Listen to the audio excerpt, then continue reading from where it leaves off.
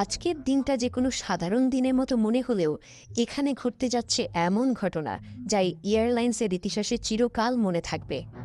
একজন বৃদ্ধ ধুলো ময়লা সাদা পাঞ্জাবিতে ঢাকা হাতে এক টিকিট নিয়ে এগোচ্ছে। কেউ ভাবতেও পারবে না যে তার হাতে থাকার টিকিট কেবল একটি কাগজ নয়, এটি তার সাহস, গর্ব ও সত্যের প্রতীক। আমার অনেক দিনের ইচ্ছে ছিল এই বিমানে ওঠার। আজ আমার স্বপ্ন পূরণ হচ্ছে। আমি আর কিছু চাই না। স্যার, এই টিকিটটি আপনার? এটা তো বিজনেস ক্লাসের টিকিট। দাম অনেক বেশি। আপনি কি সত্যি কিনেছেন? দেখে তো একেবারেই মনে হচ্ছে না। আপনি কি এমন ব্যয়বহুল টিকিট কিনতে পারবেন? হ্যাঁ বাবা, আমি নিজের টাকায় কিনেছি। আমি শুধু জানতে চাই আমার ফ্লাইট কখন। কর্মীরা বিশ্বাস করতে পারছে না। তাদের চোখে বৃদ্ধ একজন গরিব মানুষ, কিন্তু আসলেই কি তাই? তার চোখে লুকানো আছে দৃঢ়তা, সাহস এবং অভিজ্ঞতার গভীর ছাপ।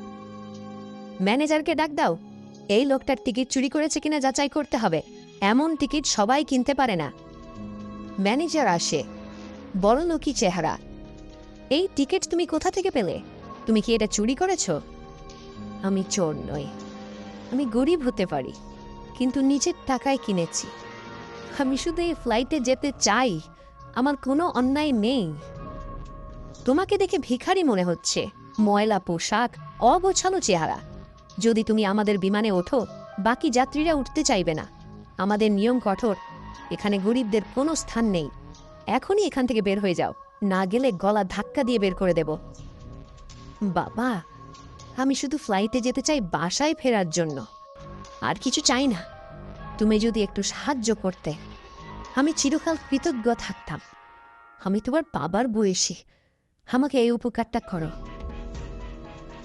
বৃদ্ধকে ঘাড় ধাক্কা দিয়ে বাইরে বের করে দেওয়া হয়। পাশের ধনী যাত্রীরা হেসে ওঠে। বৃদ্ধের ব্যাগ আর টিকিট ফেলে রাখা হয়। বৃদ্ধ রাস্তায় বসে কান্না করতে থাকে। তবুও তার মন শক্ত। সে জানে ব্যাগ আর টিকিট ফেরত না পেলে সত্য উদ্ঘাটিত হবে না। হয়তো এই পৃথিবীতে শুধু ধনী মানুষের স্থান, কিন্তু আমি আমার ব্যাগ আর টিকিট ফিরে নেব। এগুলোই আমার সত্যের প্রতীক। কিছুক্ষণ পর বৃদ্ধ আবার স্কাই গ্লোব এয়ারলাইন্স কাউন্টারের দিকে ধীরে ধীরে এগোচ্ছে। পায়ে আঘাত, চোখে আগের কষ্টের ছাপ। বৃদ্ধ রুহুল চৌধুরী একবার বঞ্চিত হলেও হাল ছাড়েননি। তার মনে নতুন সংকল্প। ব্যাগ আর টিকিট ফেরত পেতে তাকে আবার সেই কড়া ম্যানেজারের মুখোমুখি দাঁড়াতে হবে। আরে, তুমি আবার